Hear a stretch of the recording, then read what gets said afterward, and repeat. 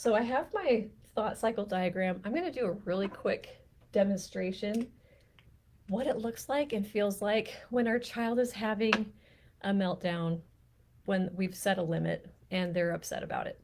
Because when you can change the way that you respond to your child, you can help things to be much more calm and sturdy in your home with boundaries.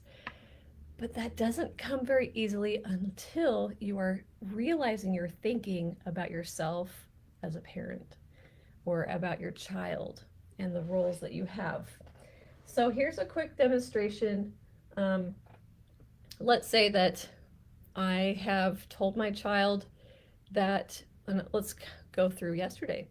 I told my son he couldn't play his video game that he wanted to play because he had turned on a different one when I was not looking and was playing a game that I didn't approve of. So he was crying, very heartbroken, okay, very dramatic.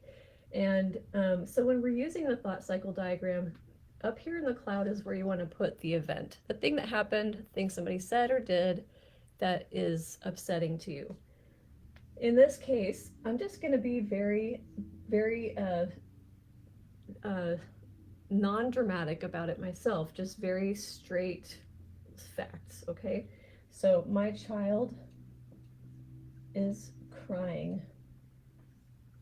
If I say my child's throwing a fit, that's me adding a little drama to it. I'm making some sort of judgment that's bigger.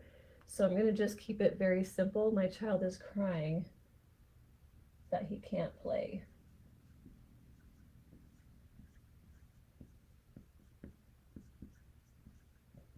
Okay.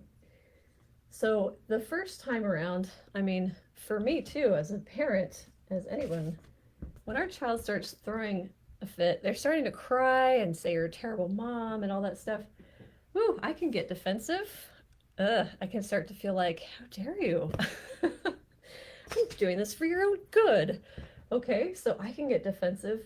Well, what would my thinking be? Let's put this here. Because with this wonderful cycle, you don't have to go perfectly linear. You can kind of jump around and go back and forth. So if I'm defensive, I start feeling defensive when my child is crying that he can't play and he's, calling me names and whatever. What might my thinking be that creates that feeling of defensiveness? It might be something like, well, I'm the boss.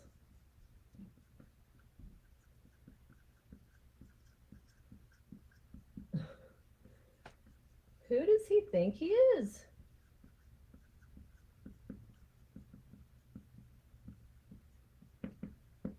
Right? That's when we get defensive. We might start to feel angry. And then what are we likely to do when we're feeling defensive and angry? Our child is, testing the limits and challenging our authority.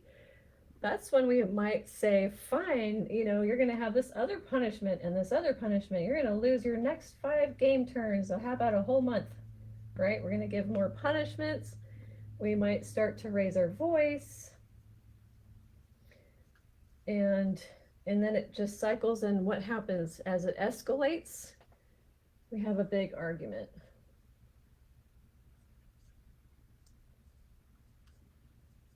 Okay. What is your relationship like now? And if I misspell things, just laugh. It's fine. I'm like, is there an E? I don't know. So argument. And what's the nature of the relationship now? Is it close or is it tense or what's happening? It's definitely going to be very tense, right? Oof, this marker is having some issues, or maybe it's just me. Tense relationship.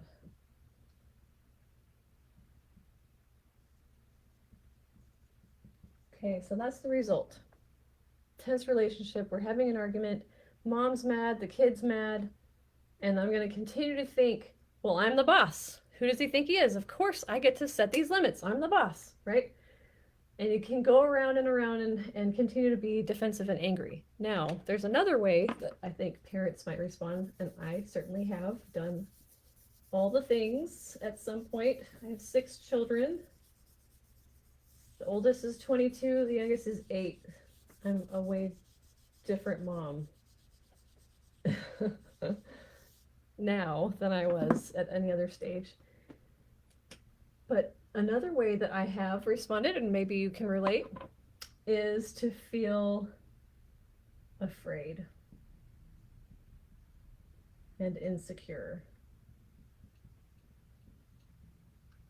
And I'm not sure if I should enforce this or not. I'm uncomfortable with this big, explosive, emotional tirade. What might my thinking be if I'm feeling afraid or insecure about my child's demonstration that he doesn't agree? I might think something like, am I a good mom? Am I doing the right thing?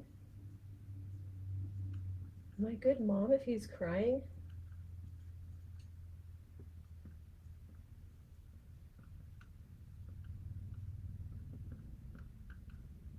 And upset? Whew, that's challenging. We have it in our instinct, in our nature, to protect our children. To see them crying and upset about my behavior, my limit that I set, can be really disturbing. We don't want our children to be sad. We don't want them to be upset. We don't want them to dislike us. Is he going to dislike me now? He's going to hate me forever. I'm ruining his life. I'm not giving him a phone. He's in middle school. I've had that through, gone through that too, with all the kids going through middle school, and we don't give them a phone. And we've even had our friends, or sorry, our kid's friend say to him, your parents must not like you. They must not love you. They're not giving you a phone. You're in eighth grade. Like, well, actually, it's because we love you that we're setting these limits and delaying the handing of a phone.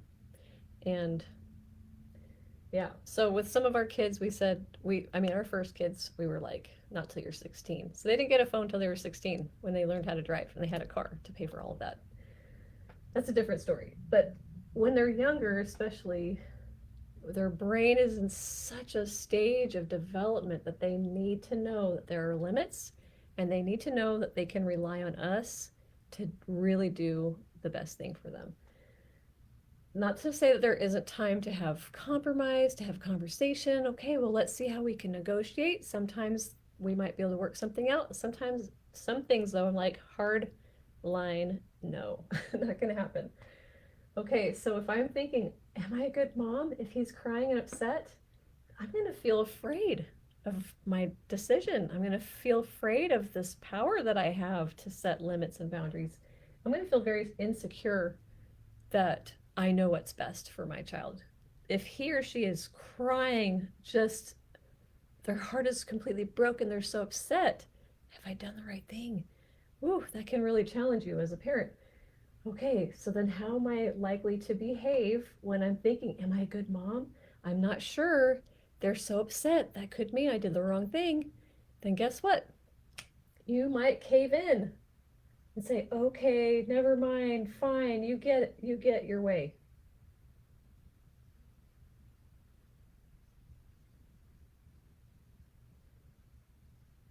Okay, and what happens here? Now the child knows that the limits can be pushed. The child is learning to test you even harder.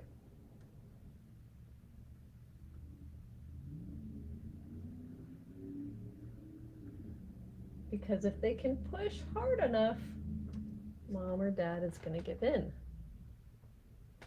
And actually, that's not very comforting for a child. They actually really need parents who are sturdy and steady and consistent. That actually brings a feeling of safety to a child. They might not like the limit, but knowing that it's consistent is actually very comforting for a child subconsciously. So now there's an imbalance of power.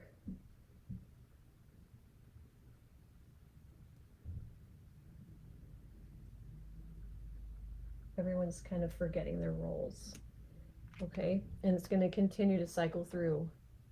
Am I a good mom if he's crying? I better give in and let him do whatever he wants.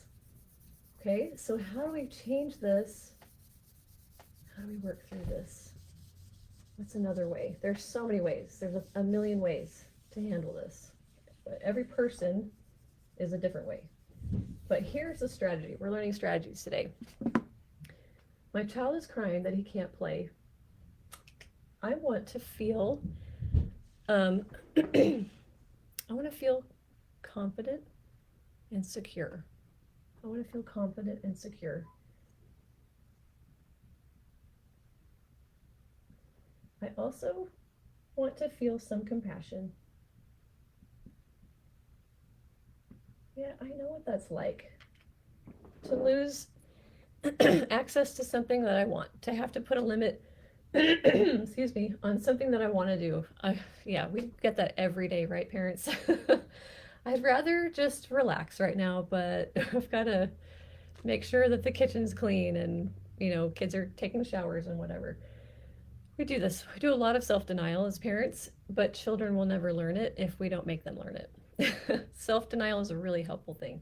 So if I am setting limits, I'm doing them a favor. I'm teaching them a skill. Self-denial is a good thing, not to excess. But okay, so my child is crying that he can't play, and we're talking about video games. I want to feel confident, secure, and have compassion for him. So my thinking has to help create that feeling in my body. So my thinking might be something like, oh, I know it's hard.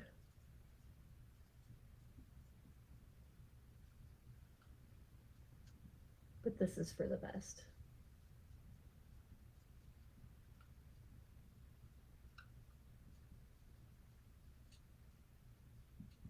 I love him.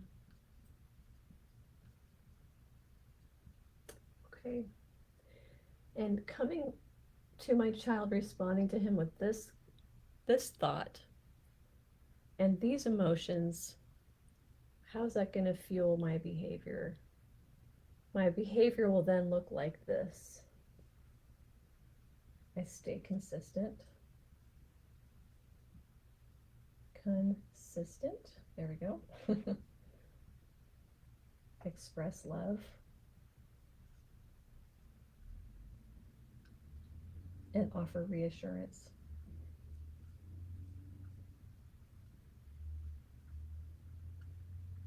So that's what it looked like yesterday with my son. I said, I know this is hard. I know it's disappointing. But there has to be a consequence to breaking a rule. So we'll try again tomorrow. All right. And so then the result is our relationship can become, is built on respect. Built on respect.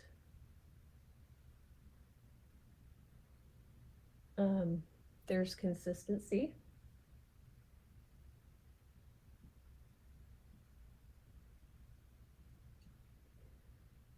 We know what to expect. Oops, sorry.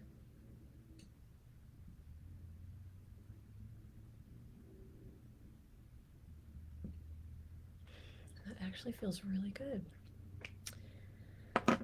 Oh, it's very reassuring when I stand my ground, not in a tyrant sort of way, but just this is our family rule. And with my child yesterday, I'm like, you're number 6. I'm not changing the rules now. I've been through this before. And so let's do a different activity. Let's get our minds thinking about something else. And a lot of times, if they're just so worked up, then you have to start doing that activity, and then they're like, oh, what are you doing? So this is where we can see the change. The change comes from our thinking, creating a new set of emotions, which then fuels better behavior, and we have a better result. And that's how cognitive behavioral work can help us. So feel free to check out my YouTube channel. I have other examples of using the thought cycle diagram And if you want some help with that, contact me, michellecox.mindset@gmail.com. You can email me. I'd be happy to help you out. But thank you for joining me today. Get out there, have some fun with your kids. Love those screens, but keep them at the right time, in the right limits. Use those strategies. Let me know it worked. See you later. Bye-bye.